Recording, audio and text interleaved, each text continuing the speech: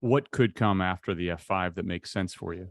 Well, we announced maybe 9 months ago a project that we coined, our head of design, Nathan Mallon, coined Project Deep Space, which is kind of a funny story. I've been thinking about electrification and how might Hennessey do electrification. I've been thinking about that for as long as Tesla's been around, for 10 plus years.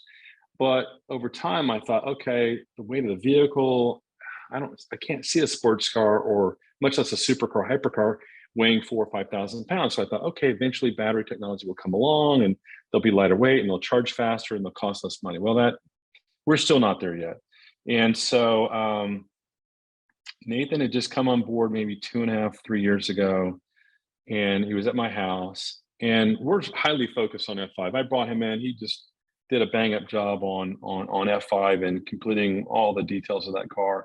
And so while we're focused on one thing, I try not mentally or to other people to distract ourselves with something else that might dilute our focus and our efforts. So I said, hey, look, I want to share something with you. But after we talk about it, we really can't spend a whole lot of time thinking about it, dreaming about it, because we still have a mission to get the first F5 finished and get those in production. So I said, I want to describe this car to you. And he says, before you describe it, can you grab a pen and a piece of paper? So I go over to my wife's desk and I find a pen. I couldn't find a clean sheet of paper. So I just grabbed like this oversized bank envelope and I said, here, just sketch on the back of that. So as I start describing, he starts sketching. I said, well, my thought is, again, given the whole weight with batteries, electrification, I'm like, well, what if it's not a sports car, hypercar? What if this is a luxury car and it has a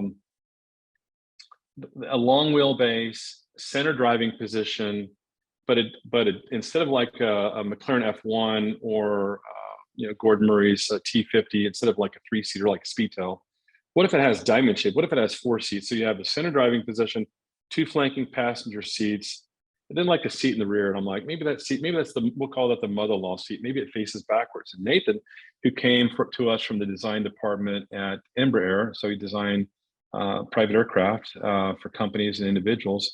He says, no, we can take that seat and we can make that like a zero gravity, a lie flat seat, like something you would have in a really nice Gulfstream plane. I'm like, ooh, I like that.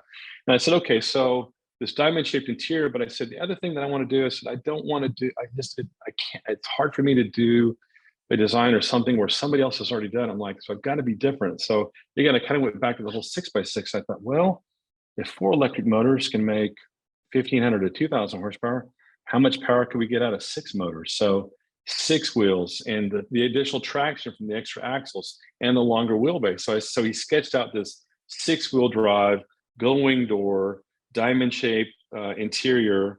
And I said, I think that's, again, I think we didn't, he coined the phrase deep space. I don't even think we had a name for it back then.